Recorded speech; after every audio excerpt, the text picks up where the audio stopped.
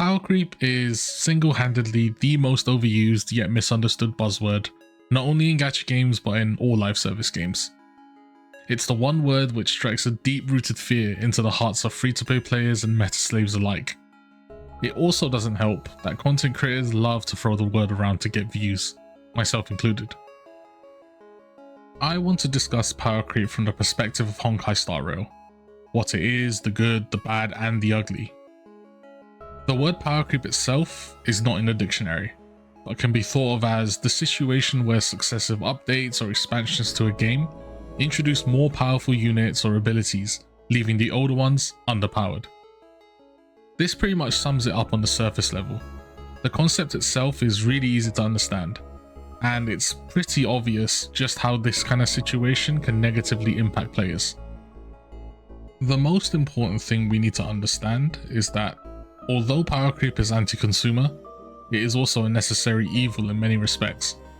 Gacha games generate the vast majority of their revenue from the release of new characters.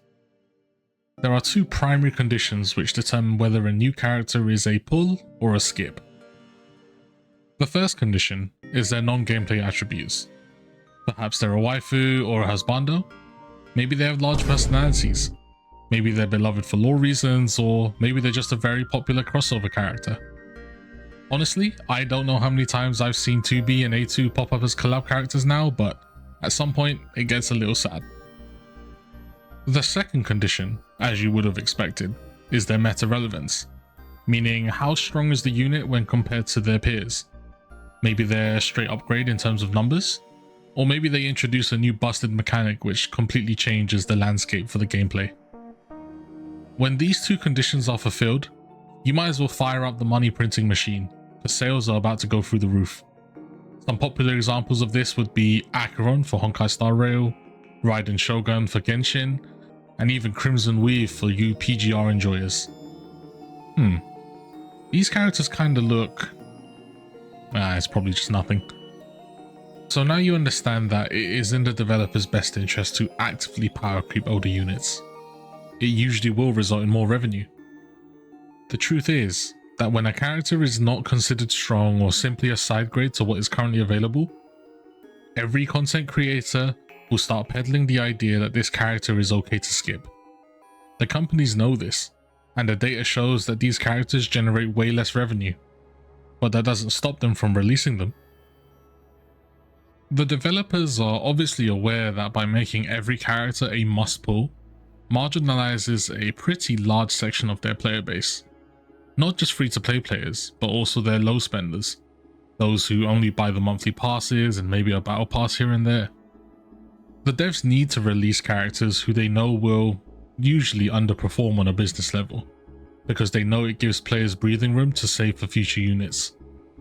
This is truly one of the core pillars for gacha games which have stood the test of time and still remain successful today. Although I don't personally play Arknights and Blue Archive, the general sentiment around it online is that they have struck a great balance between releasing stronger units, but still having their older units be very strong and more than just viable. Genshin is also somewhat of a good example.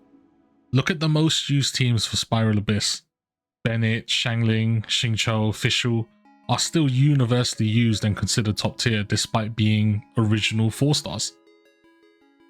It's time to talk about Honkai Star Rail.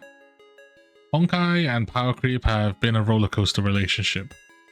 The game started off pretty tame in terms of Powercreep. If we look at the timeline, Seely was by far the strongest DPS unit at the release of the game. Most people agreed that she was a pretty must-pull unit, and she set the standard for what it meant to be a DPS. In patch 1.1, we saw the release of our first support, Silverwolf, a unit which introduced a new mechanic, the ability to weakness implant. In the second phase, we also saw the release of Locha, the first skill point neutral or skill point positive sustain unit. It wouldn't be until version 1.3/1.4, roughly 6 months after the release of Seely, did she finally get toppled for best DPS by the highly anticipated inhibitor Lunate and Jinglu. Most people at this point had no real issues. Seely was still very much just as strong as she was, even though the previously mentioned duo was slightly stronger. And the most important thing, the content was still very much clearable by anyone. Bear this in mind. If we fast forward to today, things look drastically different. 14 out of the 18 quote-unquote Apex characters were released in 2.0 alone, and the new break mechanic was the star of the show for the most part. But the question is, do characters like Firefly and the rest of the break cohort count as power creep? They are undoubtedly extremely strong, but they did not necessarily replace any character in particular, as they are a completely new niche. Most people would say yes, and I would tend to agree. But I would add the caveat that I think adding stronger characters with new or underexplored mechanics is probably the healthiest way to introduce power creep. We also have to understand that characters like Fei Xiao are number one due to their teammates. It's characters like Topaz who were regarded as a skip who now finally have a team which can fully utilize her. Fei Xiao is not strong because she's Fei Xiao, but because Topaz, Aventurion and Robin synergize so well with her. So far, it would seem that Honkai Star Rail has done a great job, but in reality that's not really the case. We've reached a point where content like Memory of Chaos, Pure Fiction and Apocalyptic Shadow have become extremely HP inflated to keep up with the current units. But this is just an issue which masks the real problem. This content has become aggressively unit reliant. This is the hidden third power creep method, the one which nobody likes at all. But what do I mean by this? In each endgame game mode, the bosses and the special effects for that cycle will be tailored to a specific unit, usually one that was released in the current or previous patch. The best example of this, and the one which caused the biggest uproar as of late, would be the most recent Apocalyptic Shadow. The first side was designed specifically for Firefly or Fei Xiao, but you could also brute force it with an Acheron or a well-built Kafka. But then what about the second side? This side was completely tailored for Rapper. The universal imaginary weakness, the break memory turbulence effect, the AoE DPS check, it all lined up perfectly. But what if you don't have these teams or could not find a configuration for both sides? Well, too bad. You don't get all the rewards for this patch. You should have pulled for more units, silly. Try again next time. You have to realize these endgame modes are the primary source of currency for free-to-play players. Not being able to clear because you lack specific units rather than having poor skill or bad builds is extremely discouraging. It doesn't help that the HP numbers have climbed to such extreme levels that even if you manage to make a team with the right weakness counters or a team which can do the mechanic check, the older units would just struggle from a numbers perspective. So how can things be put right? A popular sentiment online is to simply buff the numbers for older units. Let's take Sealy and Fei Xiao as an example. Fei Xiao does roughly 3 times the damage that Sealy does with her ultimate alone. But just doing this is somewhat boring. One thing I've seen PGR do well is actually buff the gameplay of very old units to bring them more in line with the modern day ones. Small things like allowing Blade to scale with attack from support units or giving a Genti the ability to generate more ult charge from single target situations would make them much more usable.